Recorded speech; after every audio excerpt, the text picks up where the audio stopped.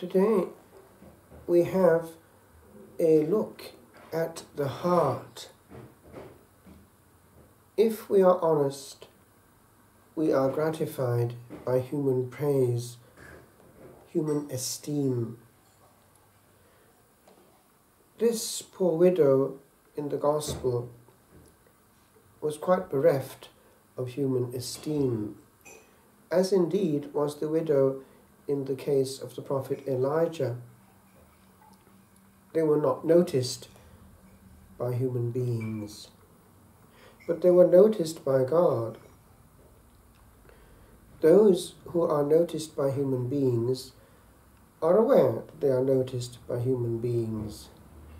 And if we are not careful, in our own mind, our importance is linked directly to the notice that we get. If we are honest, we are all subtly on some kind of ego trip, looking for a career, looking for success.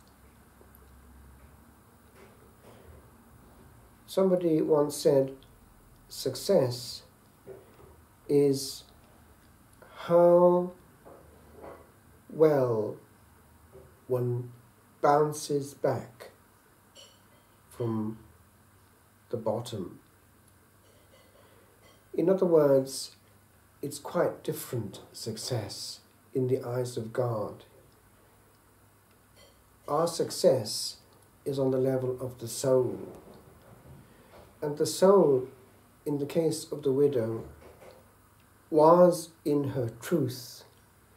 There is deception in the limelight. There is much flattery in praise. But then, as we see in this gospel, the professional is in danger of professional faults. The Pharisees were the professionals, but we can translate that to our own category. If we're not careful, we also have our own specific sins in which we are truly expert. But not only the professionals. There are many out there who use structures so as to gratify themselves. It is an itch, it is a desire, often on the part of people, to occupy slots of visibility, even in church. There might not be the necessary competence, but they will be there, and they will be glad to be there. Maybe in the eyes of God, there is more intimacy with Him sometimes in people who quietly eschew and avoid any situation of visibility and prefer to have their time of prayer in pure vertical mode.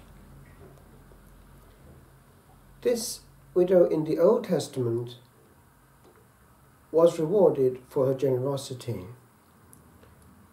We have this coming again all through the Christian centuries, the multiplication of food miraculously in situations of dire straits. Not that long ago, I had here a young lady who had had that happening in her hands in Spanish Harlem. They were giving out what they had, bits of corned beef and the like, for the down and outs in that part. And she had been given orders to give only a small amount because of the very large number coming that day. And she looked at the portion that she had given out and she thought to herself, in Christian charity, I can't present that to a grown man. And so she went beyond. And she carried on doing that as long as the men were coming. And then after a while, she realized what was happening before her. She took stock and she saw this is actually impossible. and she saw what was happening. As long as the men were coming, there was exactly the same amount in the reserve, and it was therefore being multiplied before her eyes, until the last man came, and then it stopped. It had happened other times also in her hands, but that time she had taken particular notice of it to check that that was actually the case, and it was. The same thing has happened also in many situations throughout the world and can be seen, testified to even on YouTube. Things not only to do with food but also clothing. It happened in Africa, and it's testified to clearly there that there were only a certain amount of clothes to be given, but they carried on giving, and the stock was always exactly the same until the last person had been clothed. Again, multiplication of the material. God is God, and he is Lord of his creation. And so this man of God, Elijah, who is a model also for contemplative souls in action, is the one who was in such communion with the Creator that nothing was a surprise to him.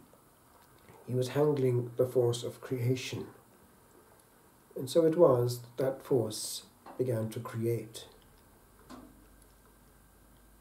It was just enough for the moment, and that is how Providence acts.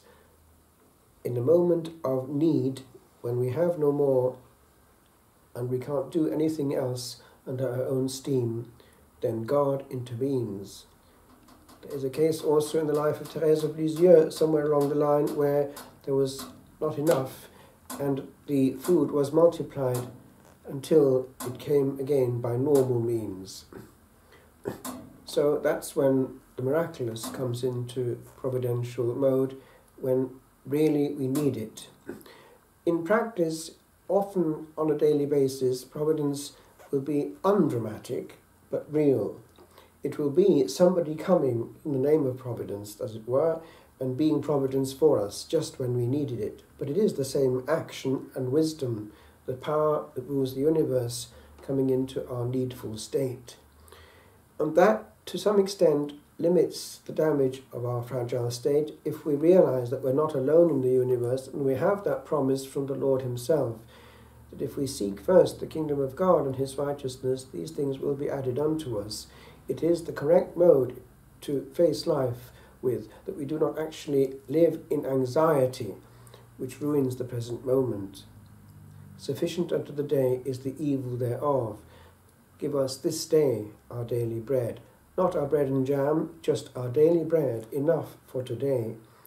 God is big enough to take care of our needs, as he does for creation. It's because we have a will and a mind that we are anxious. Animals, although they're well cared for, do not have that same anxiety, and they function perfectly well. It's the lesson given in the Sermon on the Mount.